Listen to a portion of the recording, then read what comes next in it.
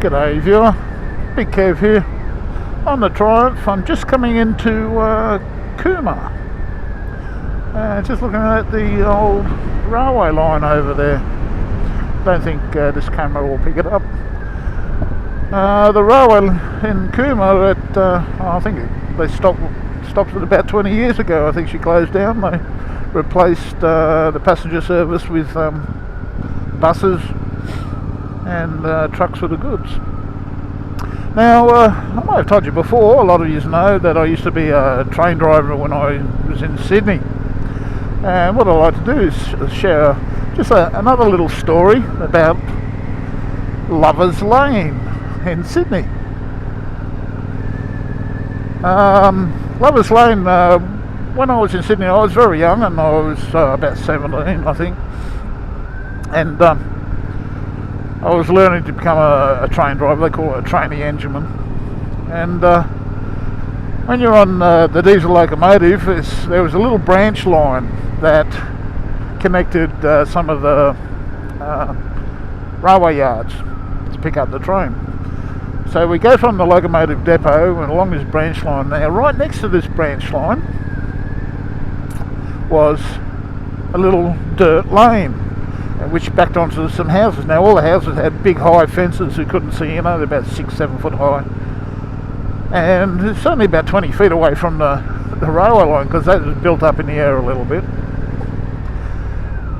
And what used to happen, mainly on a Friday and a Saturday night, you'd have a few cars parked there.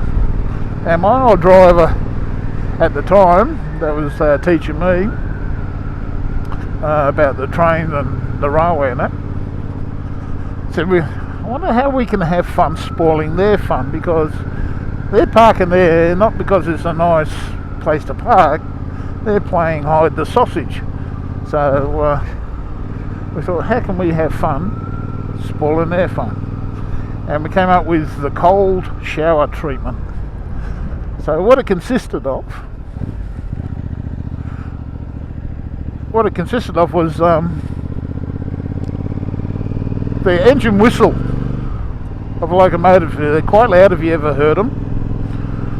And torches. We get right up next to we'd be in stealth mode because it was slightly downhill.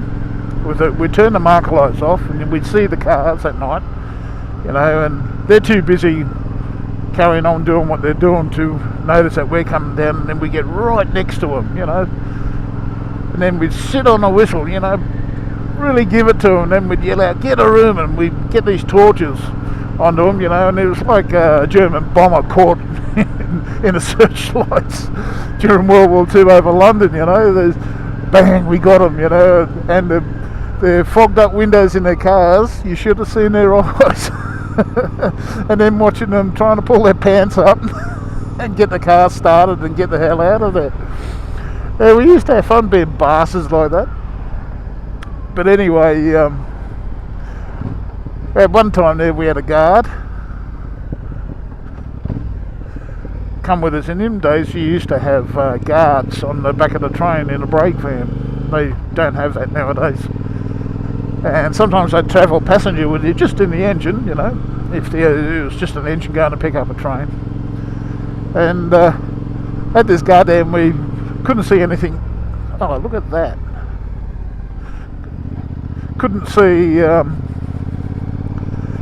anything there, so we had the torches up and down Lovers Lane there. And he said, what are you doing? I said, oh, we're looking for people playing hide the sausage, you know. He said, and then we told him what the cold shower treatment was. He said, you pair of bastards. He said, this is the last time I bring my girlfriend along here. He was also married, the bugger. But anyway, we did get beaten once while we did, well, like what I said before, we got heaps of them, heaps of cars, mainly Friday and Saturday nights.